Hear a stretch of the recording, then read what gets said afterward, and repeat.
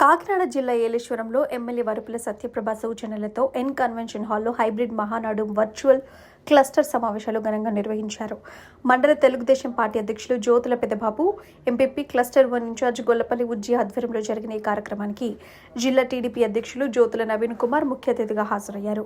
ఈ కార్యక్రమం ప్రారంభానికి ముందు పార్టీ జెండాను ఆవిష్కరించారు. అనంతరం తెలుగుదేశం పార్టీ వ్యవస్థాపకులు అన్న నందమూరి తారక రామారావు దివంగత వరుపుల రాజా చిత్రపటాలకు పూలమాలలు వేసి ఘనంగా నివాళులర్పించారు.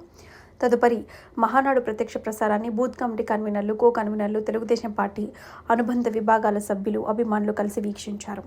ఈ సందర్భంగా జ్యోతుల నవీన్ కుమార్ మాట్లాడుతూ బడుగు బలహీన వర్గాలకు అండగా నిలవాలనే సంకల్పంతో కూడు గూడు గుడ్డ నినాదంతో అన్న నందమూరి తారకరావు తెలుగుదేశం పార్టీని స్థాపించారని గుర్తు చేశారు.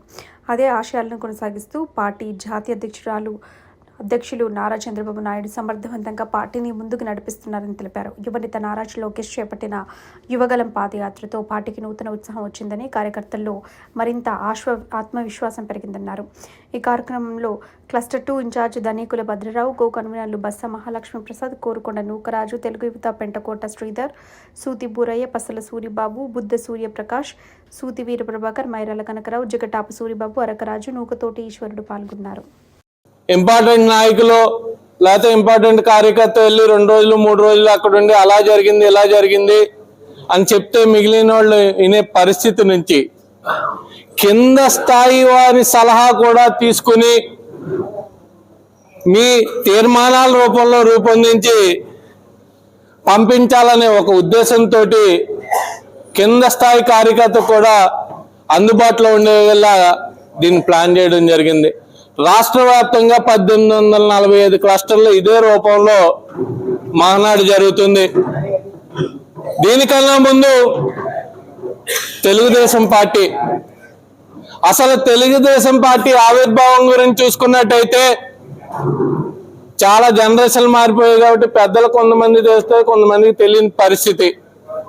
కానీ అసలు తెలుగుదేశం పార్టీ పుట్టిందే ఆ రోజు కాంగ్రెస్ కబంధాస్తాల నుంచి తెలుగు వాడిని అవమానపరుస్తూ సీల్డ్ కవర్ రాజకీయాలు, సూట్ కేసుల రాజకీయాలకి అపోజిట్గా అన్న నందమూరి తారక రామారావు గారి గుండె లోతుల్లోంచి పుట్టిందే తెలుగుదేశం పార్టీ అని చెప్పక తప్పదు సోదరులారా. ఆ పుట్టడమే కాకుండా మంచి ఆశయాలతోటి కూడు గూడు గుడ్డ అనే నినాదంతో ఈ రోజైతే ఏసీఆర్లో కూర్చుని మనం మహానాళ్ళు జరుపుకుంటున్నాం.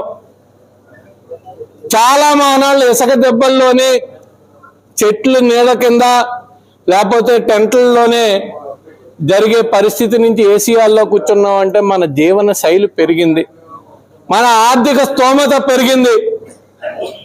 కానీ తెలుగుదేశం పార్టీ పుట్టే సమయానికి రాష్ట్రంలో ఆకు అల్లాడేది కాదు. ఎక్కడా కూడా 2 పూట్ల తినడానికి ఇబ్బంది పడే పరిస్థితి, ఒంటి నిండా గుడ్డ కప్పుకోవడానికి ఇబ్బంది పడే పరిస్థితి, సరైన నీడ లేక ఇబ్బంది పడే పరిస్థితి.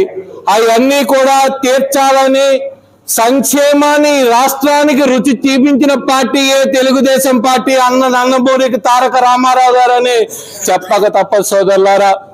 ఇదే కాదు, చంద్రబాబు నాయుడు గారు చూసుకున్నట్టయితే ఇదే తెలుగుదేశం పార్టీని 2 సార్లు సంక్షోభం నుంచి కాపాడిన వ్యక్తి చంద్రబాబు నాయుడు గారు. 85లో నాదెండ్ల భాస్కరరావు గారి రూపంలో ఒక్కసారి అయితే ఆ రోజు ఆయన రాజకీయ చతురతోటి ఆయన చక్రాన్ని అడ్డేసి మళ్ళీ రాష్ట్రంలో కానీ తెలుగు రాష్ట్రాల్లో తెలుగుదేశం పార్టీకి తిరుగులేదని మళ్ళీ తెలుగుదేశం జెండాని రెపలాడించిన వ్యక్తి చంద్రబాబు నాయుడు గారు సోదరులారా. ఇదే కాదు, 90లో మళ్ళీ లక్ష్మీ పార్వతి రూపంలో మరొక్కసారి సంక్షోభం. ఇప్పటికీ కూడా చాలా మంది అంటారు రామారావు గారికి వెన్నుపోటు పొడిచి కుర్చీ దొబ్బేశాడు చంద్రబాబు నాయుడు గారని. ఎవరంటారు? నిజమైన తెలుగుదేశం కార్యకర్త ఎవరైనా అంటారా? నిజమైన తెలుగుదేశం పార్టీ అభిమాని ఎవరైనా అంటారా? ఎలక్షన్ వచ్చేటప్పటికి అపోజిషన్ వాళ్ళకి అదొక అస్త్రం కింద వాడుకునే పరిస్థితి. ఆ రోజు చంద్రబాబు నాయుడు గారు ఆ నిర్ణయం తీసుకుని ఉండకపోతే ఈ రోజుకి తెలుగుదేశం పార్టీ గతించిపోయి ఎన్ని సంవత్సరాలు అయి ఉంటుందో ఒక్కసారి ఆలోచించండి సోదరులారా. ఆ రోజు ఆయన నిర్ణయం తీసుకున్నాడు కాబట్టి ఈ రోజుకి కూడా తెలుగుదేశం పార్టీ ద్వారా, కుటుంబ ప్రభుత్వం ద్వారా ఈ రాష్ట్ర ప్రజలకు కానీ భావితరాల భవిష్యత్తుకు కానీ బంగారు బాట వేసే అవకాశాలు కల్పించిన వ్యక్తి చంద్రబాబు నాయుడు గారు. ఇదే కాదు, ఉమ్మడి రాష్ట్రంలో ఎన్నో విప్లవాత్మకమైన నిర్ణయాలు తీసుకోవడం వల్ల ఈ రోజుకి కూడా ప్రతి కుటుంబంలోని కూడా విదేశాలు వెళ్ళి ఉద్యోగాలు చేస్తున్నారు అంటే ఆయన తీసుకున్న నిర్ణయం కాదా? చరిత్ర చింపేస్తే చిరిగిపోదు.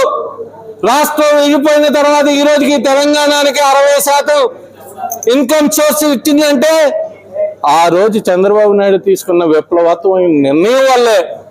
అదే కాదు, రాష్ట్రం విడిపోయిన తర్వాత 1,25,000 కోట్ల రూపాయల అప్పుతోటి, 25 లక్షల కోట్ల రూపాయలు లోటు బడ్జెట్ తోటి నిలువ నీడ లేని పరిస్థితుల్లో పరిపాలన మొదలుపెట్టి ఎన్నో కార్యక్రమాలు, పోలవరాన్ని పరిగెట్టించారు, అమరావతిని